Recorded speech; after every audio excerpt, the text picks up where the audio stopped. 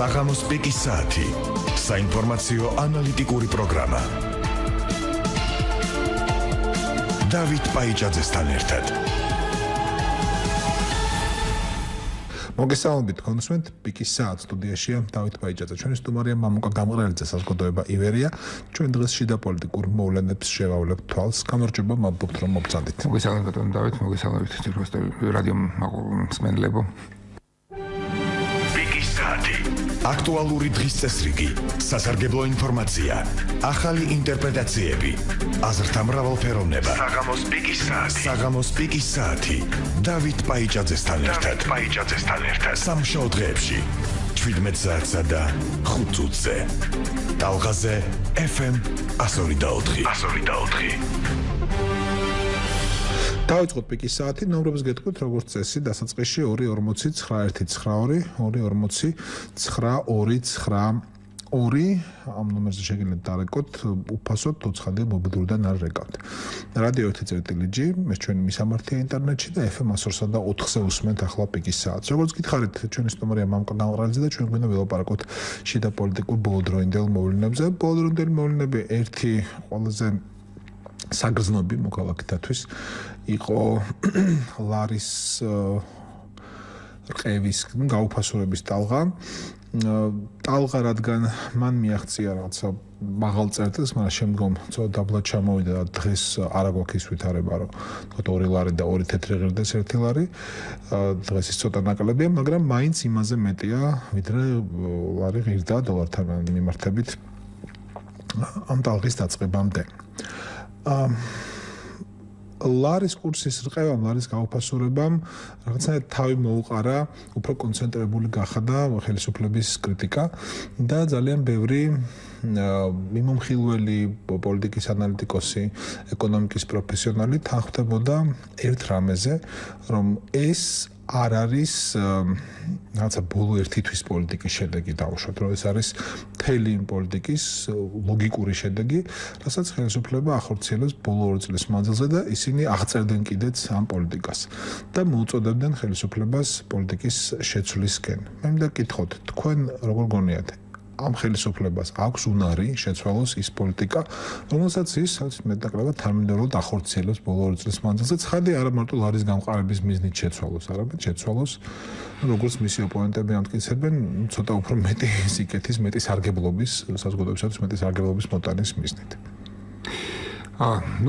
დავიწყოთ იქით, რომ იწყება მესამე წელი ამ ხელისუფლების, უბრალოდ დაიწყო მესამე წელი და როგორც მაშინ ბატონმა ბიძინა ივანიშვილმა გითხრა, ეს წელი უნდა ყოფილიყო ისეთი, რომელიც როდესაც ყველა მოქალაქე საქართველოს იგრძნობს საკუთარ თავზე სიკეთეს და რაღაცა წარმატებულ ცხოვრებას. ჩვენ ამ შემთხვევაში ვიგრძენით ის, რომ ლარის კურსმა ძალიან დაიკლო დოლართან მიმართებაში და ეს ძალიან სერიოზულად ურტყავს ჯიბეზე ჩვეულებრივ ადამიანს, ჩვეულებრივ მოქალაქეებს. ახლა მოდი ესე ვთქვათ, ეს ნამდვილად არ არის ერთი დღის პრობლემა, ეს არ მომხდარა ერთ დღის განმავლობაში. 2 წელია სხვადასხვა საზოგადოების სხვადასხვა წევრები, სხვადასხვა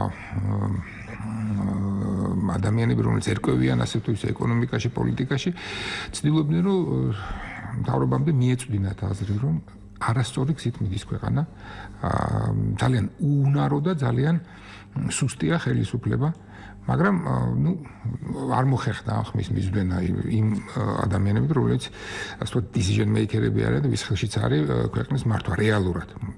მოდი ღიად ვთქვათ, ეხლა ჩვენ ამას არ ვამბობდით, ძალიან ხშირად, რომ ნაციონალების გარდა ამას არავინ არ ამბობდა, რომ ბატონი ბიძინა მართავს კულუარებიდან ხელისუფლებას, მაგრამ ეხლა უკვე როდესაც ივანიშვილი გამოვიდა სცენაზე, მას მერე რაც მოხდა ერთგვარი კრიზისი ალასანიასთან დაკავშირებით და შემდეგ უკვე ლართან დაკავშირებით, მას მოუწია გამოსვლა ორჯერ და ჩვენ დავინახეთ, რომ რეალური მმართველი ამ ქვეყნის არის ბიძინა ივანიშვილი. ისე თუ ეს ქვეყნის ადევები როგორ დავინახეთ?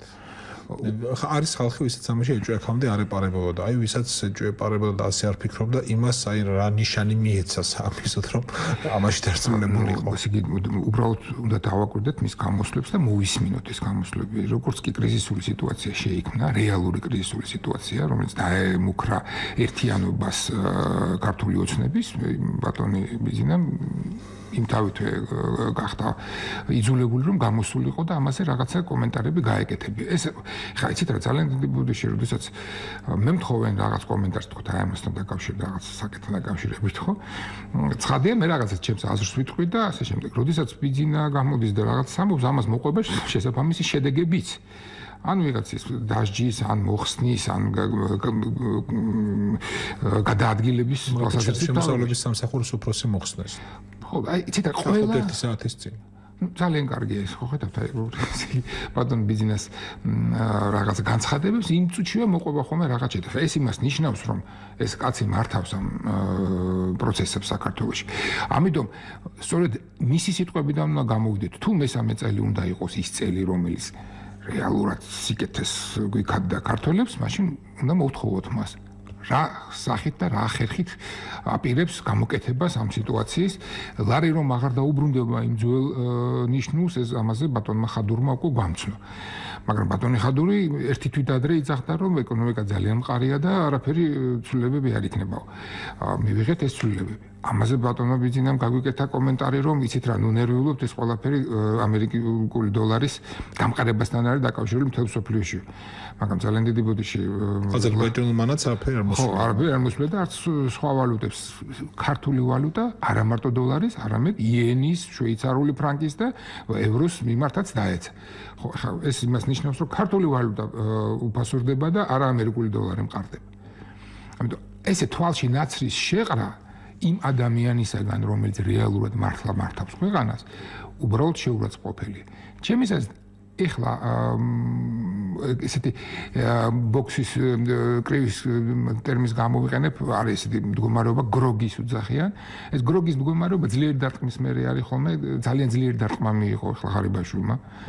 რეალურად მას ძალიან შეუმცირეს ის არეალი, რომელიც მას ჰქონდა და ეს ადამიანები, რომელიც ის აკეთებდა რაღაცა. ეხებნებოდა. მას მიაწერდნენ, მიაწერდნენ როგორ აბრალებდნენ, ვინ მიაწერდა, ვინ აბრალებდა, ვინ აღწერდა ამას და გამოქონდა პერსონალიების დონეზე მტკიცებულებებად სანათესაოს დაწინაურებას და აღზევებას. ისეა მართლა. ხო.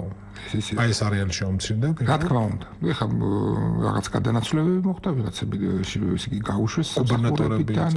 გუბერნატორები წავიდნენ იქ ის ადამიანები, რომლებზეც ამბობენ, რომ იქ ხდებოდა ასე ვთქვათ ფულის შოვნა მოძრაობებში, ესე ვთქვათ, ეს ინფრასტრუქტურული პროექტები და ასე შემდეგ. სატენდერო. რა, ხო, აი ეს ხალხი მოდი მარტო ჩვენ შორის ვარ დარჩეს ეს ურთიერთ გაგება ვისწავლ სვენელსაც განომარტა როგორ მესმის მე რასაც თქვენ ბრძანებთ თუ არსებობ ბატონო ამკა უნდა გულისხმობდეს იმას რომ ღარიბაშვილი საქართველოს პრემიერ-მინისტრი ინფრასტრუქტურის სამინისტროში, ასე ის მისი მეგობარია ბატონი შავლეაშვილი, როგორც ვიცით, ყოველთვის შეშორებელი კაცი მისთვის არ არის და შინაგან საქმეთა სამინისტროში მუშაობდა ისიც და სოფლის მეურნეობის მინისტრიც ღარიბაშვილის მინისტრობისას და ამ სფეროში ტენდერების გამოცხადებისას ტენდერი არის ის, როცა სახელმწიფო გამოდის ფულს აიმისოთ, რომ რომელიმე კერძო კომპანიამ შეასრულოს სახელმწიფო დაკვეთა, ტენდერების გამოცხადებისას როგორც წესი იმარჯვებდნენ კომპანიები, რომლებიც ახლო იყვნენ ამ ადამიანებთან. ღარიბაშვილთან, მის ახლობლოსთან, მის სანათესაოსთან, ან ამ მინისტრების უწინდელ კომპანიებთან კონდათ რაღაცა შვილობილური ურთიერთობები. აი ამაზე არის ლაპარაკი, ხო? თუ ძნები. არა, არც ძნები, ნამდვილად ისეა, ხო და როგორც ჩანს, ალბათ ახლოა ის მომენტიც, როდესაც ბატონ ღარიბაშვილსაც გამოცვლიან. ამაზე უკვე დიდი ხანია მინდა საუბარი, უკვე თითქმის ერთი თვეა საუბრობდნენ იმაზე, რომ იქნებოდა ეს ეკონომიკის მინისტრი კვირიკაშვილი თუ იქნებოდა ჯანმრთელობის მინისტრი სერგეენკო.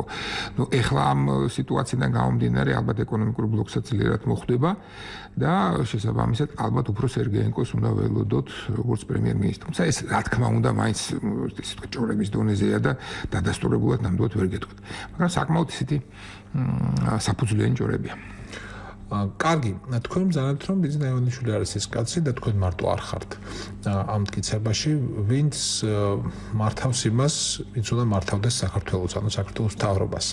თვითონ საქართველოს მთავრობაში ხედავთ ადამიანს, ან გუნდს, ჯგუფს, ვინც შეძლებდა მნიშვნელოვან საკითხებში დამოუკიდებელი გადაწყვეტილების მიღებას თუ ნებისმიერი ადამიანი, ვინც ამ მთავრობიდან ან ამ უმრავლესობის მიერ იქნება დამტკიცებული როგორც მთავრობის წევრი და მინისტრთა კაბინეტის წევრი, იქნება წევრი და შემდეგ ხელმძღვანელი, იქნება დამოკიდებული ისევე ივანიშვილის ნებასა და გადაწყვეტილებებზე, როგორც ყარიბაშვილი?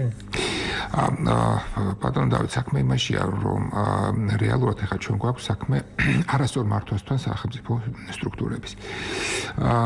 ბატონი ბიძინა შესაძლებელია, როგორც ბიზნესმენი ძალიან გამოცდილია და მან კარგად იცის ის მენეჯმენტის ანბანი, რომელიც ბიზნესთან არის დაკავშირებული, როგორ უნდა იმართოს კორპორაცია, მაგრამ სახელმწიფოს მართვა სრულიად სხვა საკითხია. სახელმწიფოს მართვა მოდის თუ ქვემოდან ზემოთ ხდება და არა ზემოდან. ეს ძალიან რთული მექანიზმია, რომელიც უნდა იცოდე უბრალოდ და შენ უნდა გავლილი ქონდეს რაღაცა სკოლა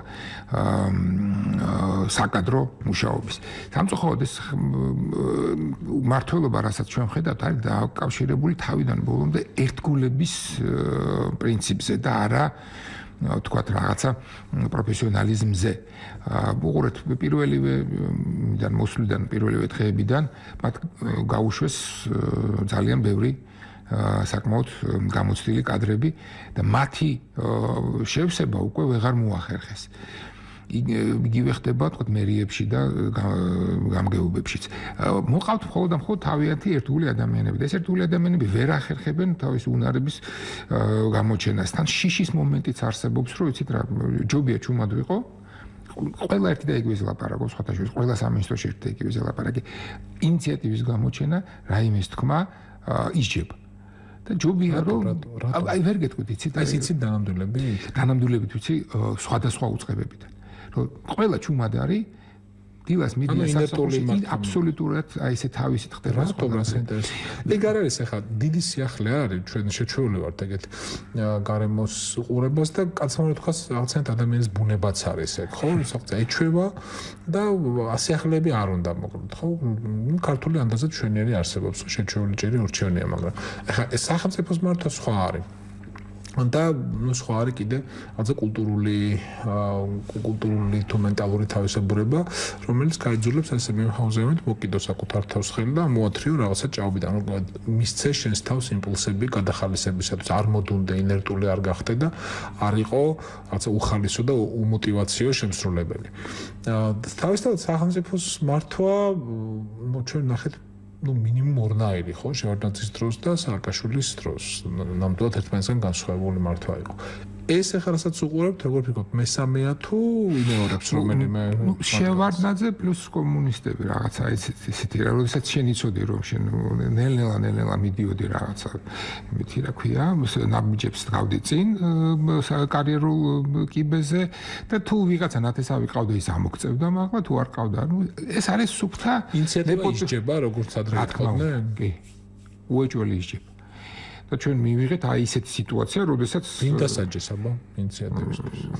ჩვენ ახლა ამას ცით რა ასე ვერ გავიგებთ უბრალოდ ღიად დაუცაცხანებენ ვიღაცას გააგდებენ თუ არ მოეწონებათ.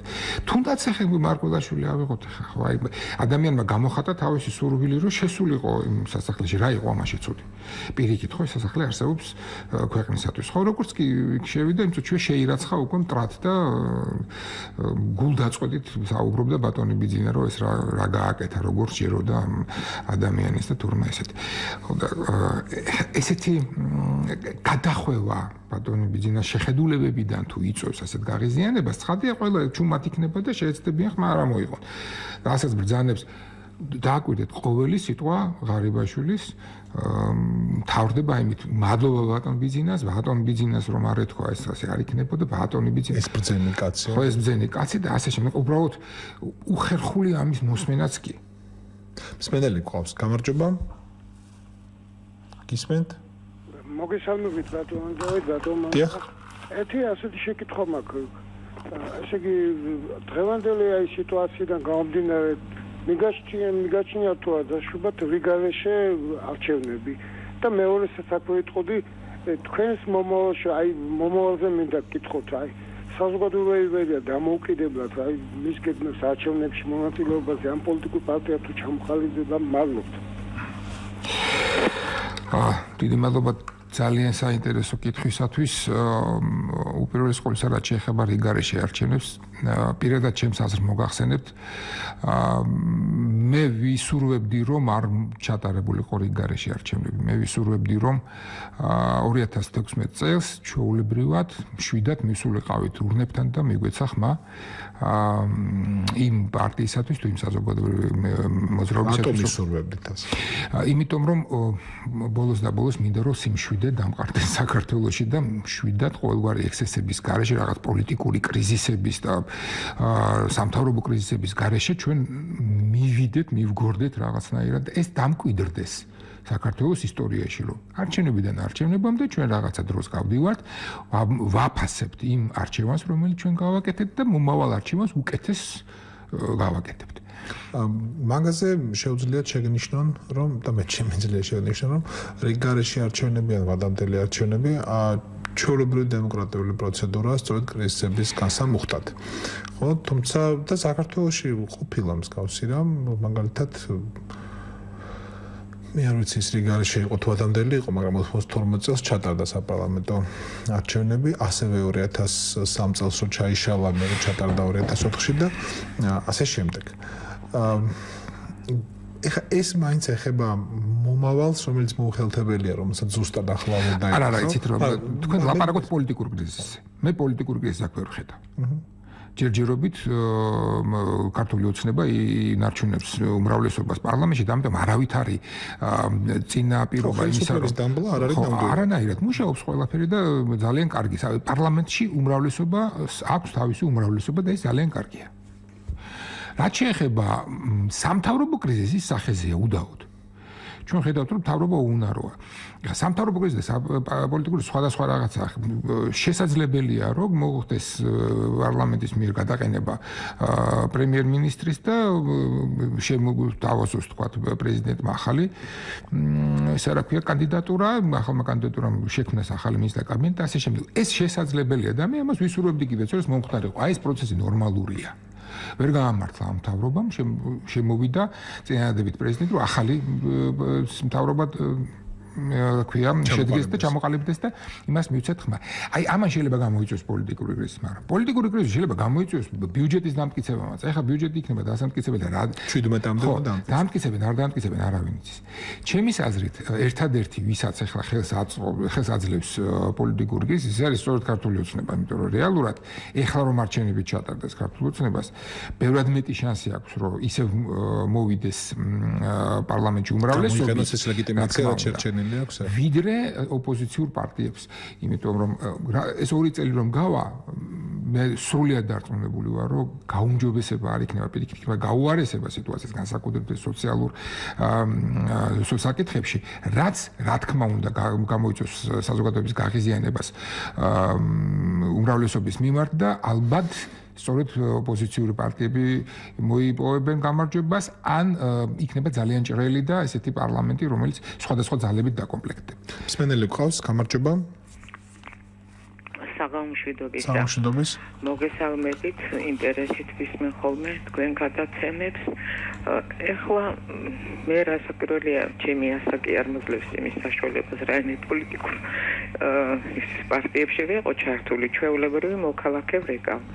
და რა მაინტერესებს, აი ანალიზი, რასაც ჩვენ გვაწვდის ტელევიზია და მედია, რომ თქვათ, როგორი აჟიოტაჟი ატყდა მოსმენებს. ესე იგი, იმ წაში წამოფრინდებიან ეს უამრავი არასამთავრობოები და მიდის მართლება რამდენი დრო წაიღო ამან. არა და უცხოელებიც გამოდიან, კიდევ სხვაებიც, რომ ეს არ არის ეს კანონი, ისეთი ტრაგედია თითქოს არ იყო და რომ საფრანგეთში და კიდევ სხვადასხვა ქვეყნებში ეს მოდელი არის. ავიღოთ ახლა სხვა შემთხვევა. მოვიდა პარლამენტში ძირითადად თქვა ნაციონალური მოძრაობა და ეს ოცნების წარმომადგენელი. ეს ორი პარტია და გინდა სხვები სიზღვა სამშობლო ამოვარდნილია.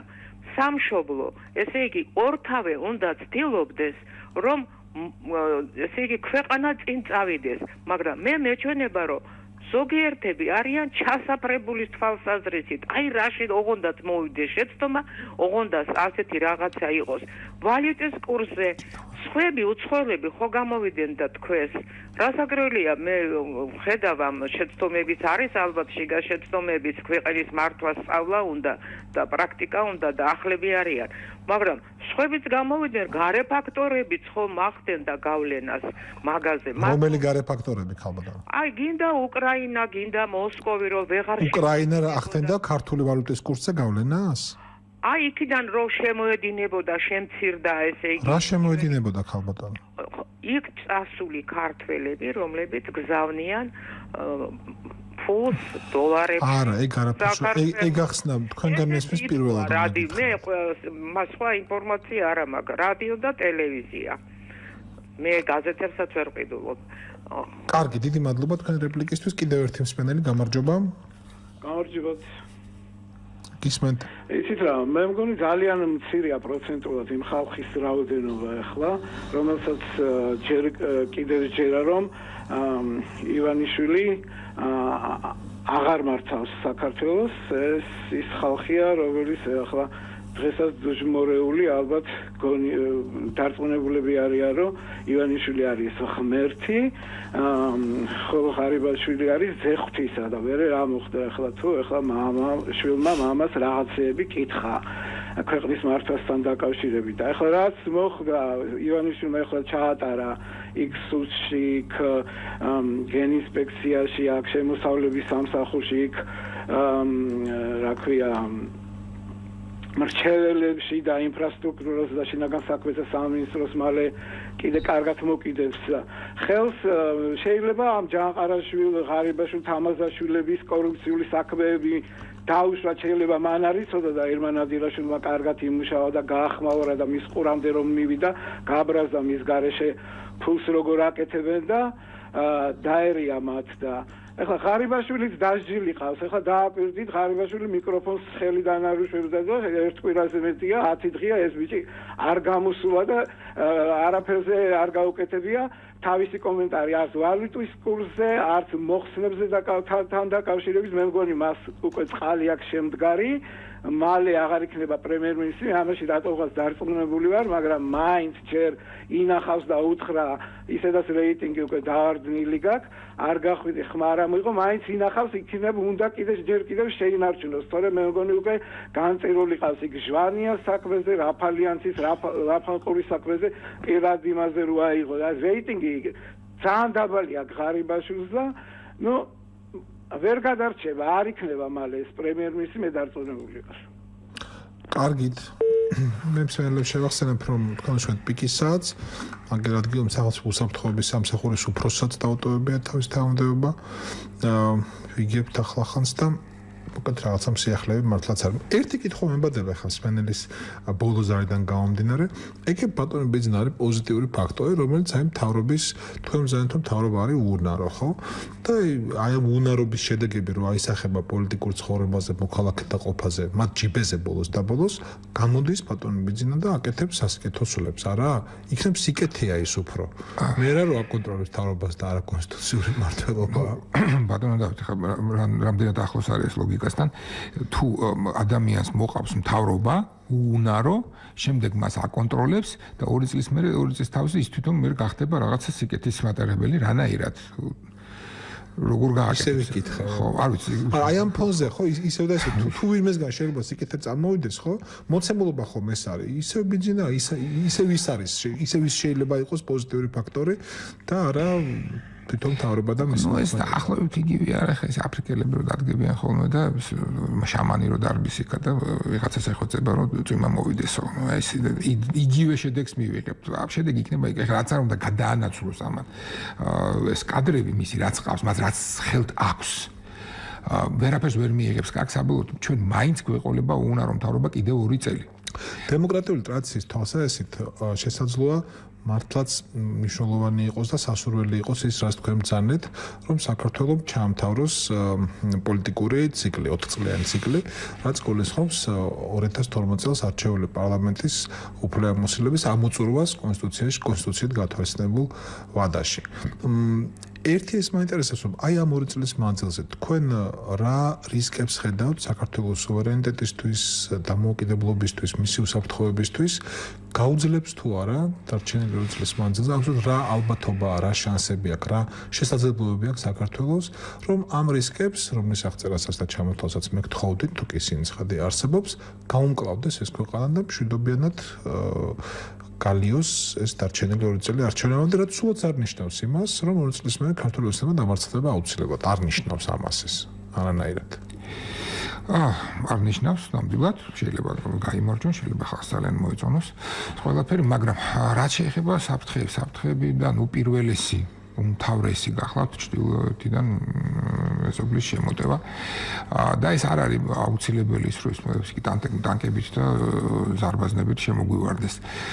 აკეთებენ ძალიან სერიოზულ მრავალსვლიან კომბინაციებს.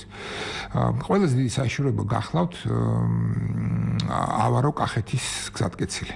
თუ ამ გზატკეცილის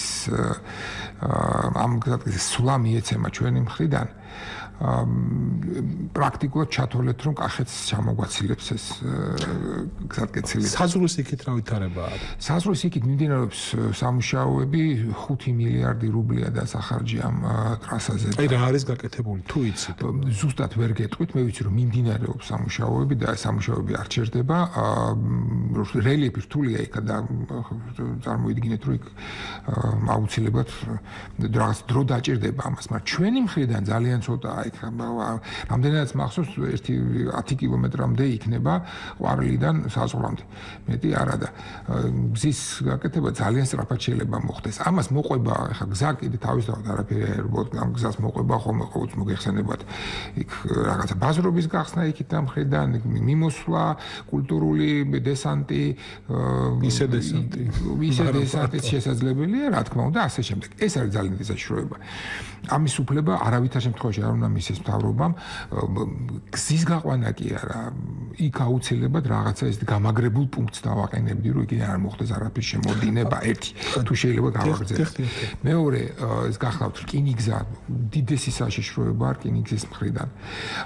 ეს მოგეხსენებათ რაღაცა მოლაპარაკებები რომ მიდის ამაზე, ხა ჩვენი სომეხი მეგობრებიც ვეუბნებიან, აფხაზეთიდანაც მოდის რაღაცა ჭორები, რაღაცა მოძრაობა მიმდინარეობს რკინიგზასთან დაკავშირებით. ის რუსული თქვენ თუ გახსოვთ ჩვენ ლაპარაკობთ ამაზე, ვაგონი რომ გამოჩნდა რუსული ვაგონი საიდანღაც თბილისის რკინიგზაზე და ჩაიარა, ეს საიდან მოხდა, როგორ მოხდა, დღემდე იდუმალებით მოცული ისტორია. არ ვიცი და ჩვენ ხო სხვაგან საუბრობთ ამაზე.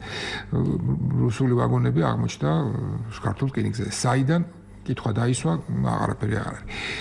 ეს მონაკვეთი რომელიც შეაერთებს თქვა აფხაზეთსა და სომხეთს იქნება ჩვენი სახელმწიფოებისათვის დამღუპელი. იმიტომ რომ მე წარმოუდგენლად მიმაჩნია რომ ეს რკინიგზა იყოს საქართველოს იურისდიქციის ქვეშ, ამაზე არ დათანხმდებიან აფხაზები, ცხადია, ხო? ესე იგი მაშინ აფხაზეთის ტერიტორიაზე გამოვალი ნაწილი. ხო, და მაშინ გამოვა რომ ეს რკინიგზა და ჩვენ უკვე de facto და de jure ვცნობთ აფხაზეთის დამოუკიდებლობას. ამის გაკეთება არის კატეგორიულად არ შეიძლება. და მესამე, რაც ძალიან მნიშვნელოვანია, ეხლა გამოჩნდა ესეთი გამოვიდა ჭორები, რომ ჟენევის ფორმატზე აფხაზებმა რაღაც გარკვეულ წინსვლას მიაღწიეს. რომ იქ იყო რაღაც მოლაპარაკებები იმასთან დაკავშირებით, რომ ჰუმანიტარულ საკითხებთან დაკავშირებით და აფხაზებმა მიიღეს ეს ჭორებია, ვერ გეტყვით ნამდვილად. ამერიკელებისაგან რაღაცა თანხმობასავით, რომ მათ პასპორტებს მიიღებენ, როგორც პასპორტებს შეუშვებენ მათ სხვა ქვეყნებში.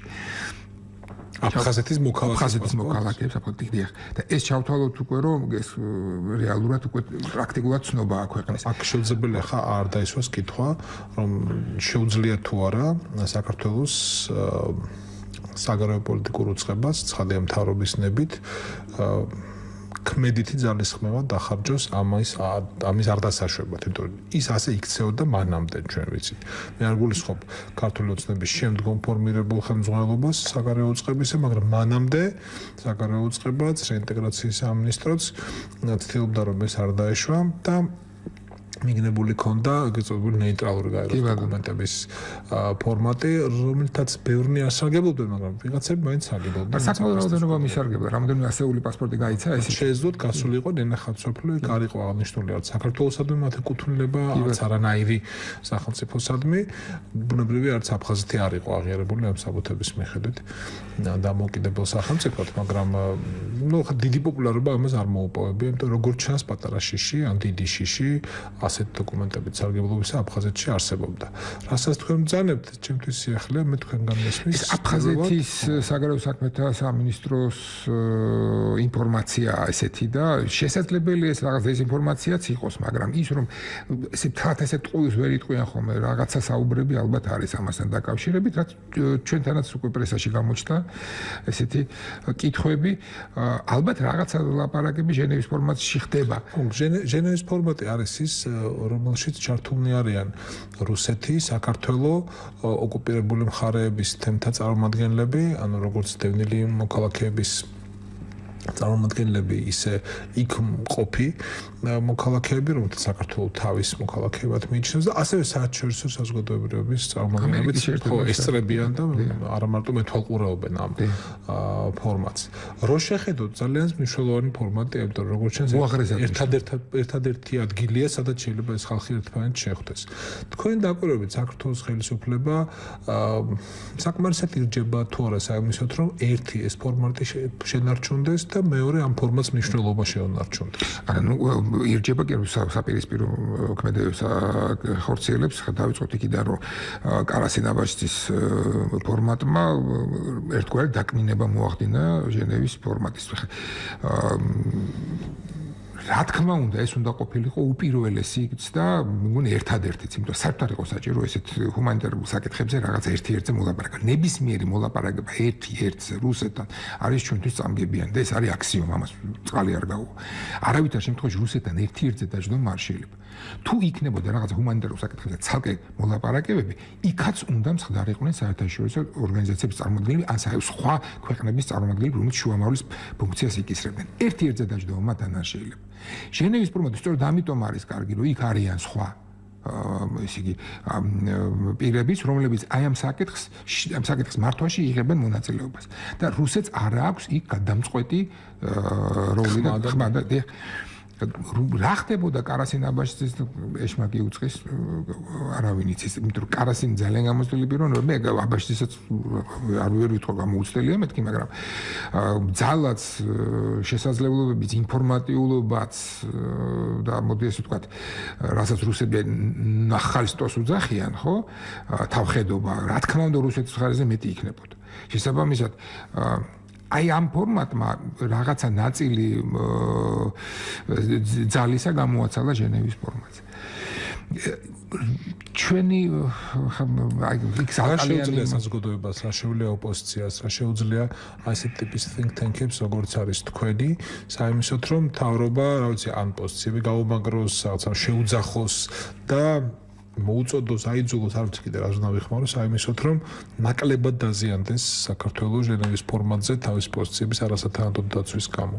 ნუ პირველ მსმენელსაც გავცემთ ან პასუხს ამას.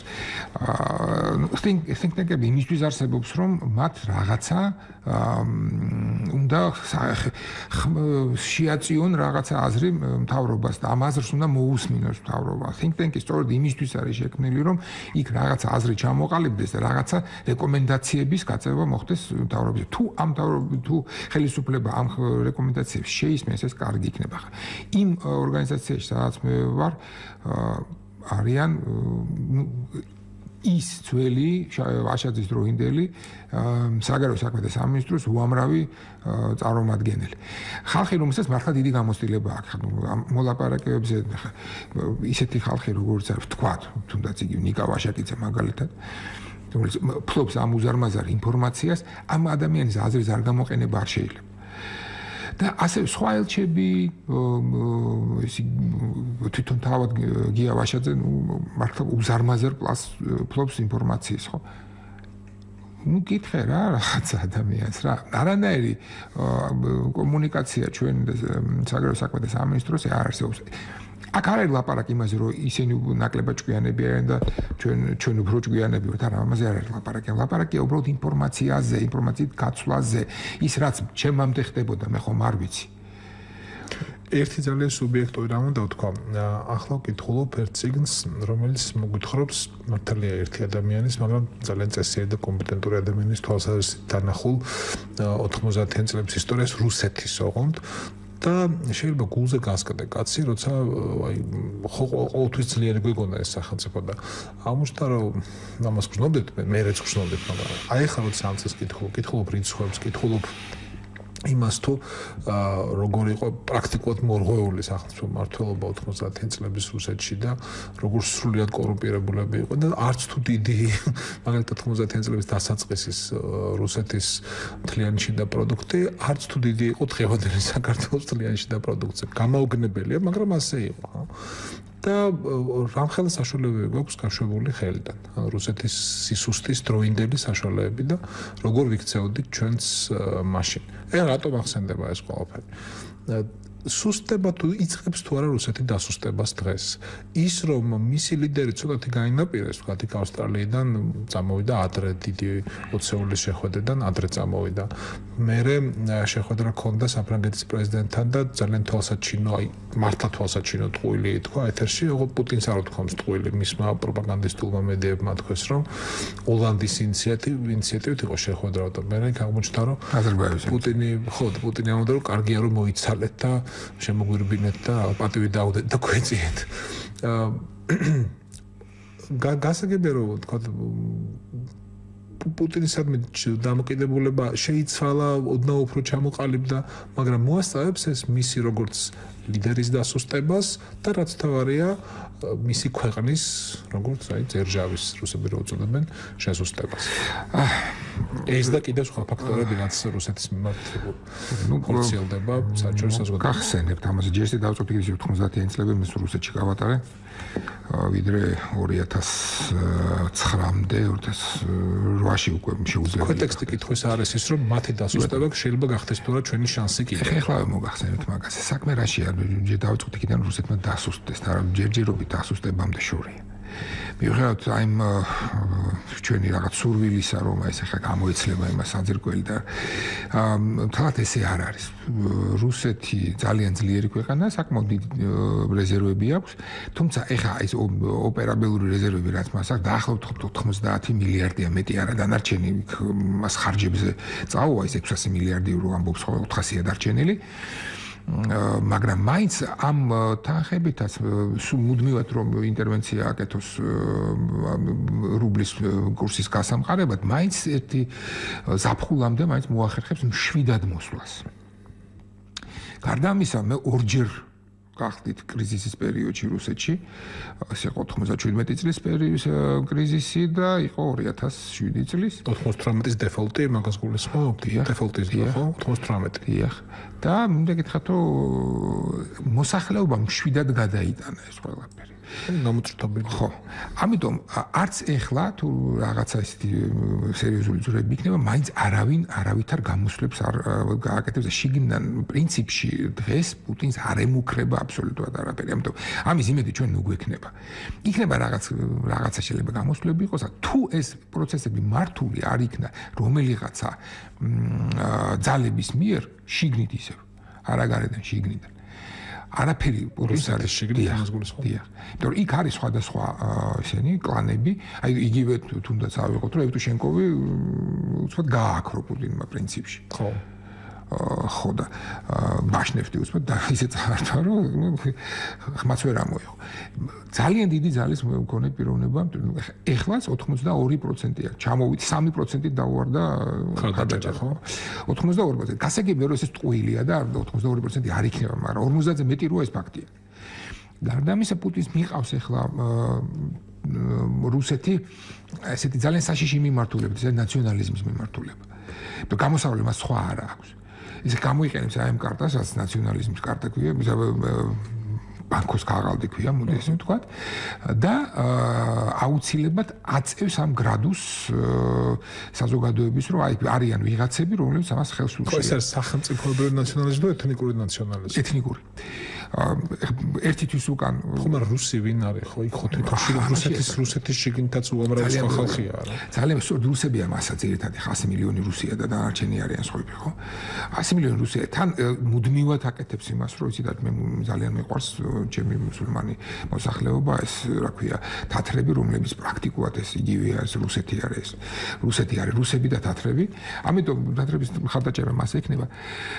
იქ იყო ძალიან საინტერესო მომენტი, ის იგი გამოვიდა რუსულ პრესაში, რაც აქამდე არასდროს ყოფილა. 200 კაციანი სია Forbes-ის და იქ აღნიშნული იყო ვინ არის ებრაელი და ვინ არა. რუსებიდან. დიახ, მე ხა მაგ შენახული რუსეთის მოქალაქეებიდან. აი 200 კაცში ვინ არის ებრაელი და ვინ არა. აქამდე არასდროს ყოფილა ეს. და ეს იყო ხოლმე მაშინ რუსეთის ებრაული პოგრომები იწყებოდა ხოლმე. ამას თუ იცით ნიშნებია ხოლმე, თუ თქვენ ხარში არ გამიდგებით, ხო? ამის ერთხელ მე ორჯერ სამჯერ გამოვიდა და მე მოგადგებიან სახლში ვიღაც ბიჭები, რომლებიც გეტყვიან. ჩემო კარგო მომეცი აქ ფული. ეს აუცილებლად იქნება და ამ კანჩებს მოუჭერს აუცილებლად. შეინარჩუნოს რაღაცა პერიოდი, მაგრამ საბოლოო ჯამში არ ვიცი ეს იქნება 10 წელიწადში, 20 წელიწადში ლიბერალიზაციის მხარეს მაინც წავა რუსეთი. ხა ამას არ აქვს ალტერნატივა, გამორიცხულია. რაღაცა პერიოდში ჩვენ გადავრჩეთ ახლა. დიდი მადლობა ბატონო მამუკა, პიკის საათი ამით სრულდება. ჩვენი სტუმარი იყო მამუკა გამყრელიძე, საზოგადოება ივერეიდან, თინა სამბაძე, ხმის რეჟისორი, ნინო რამიშვილი პროდიუსერი დღევანდელი პიკის საათის. დავით ბაიჭაძე უწყობოდა გადაცემას. ხვალამდე, ნახვამდის.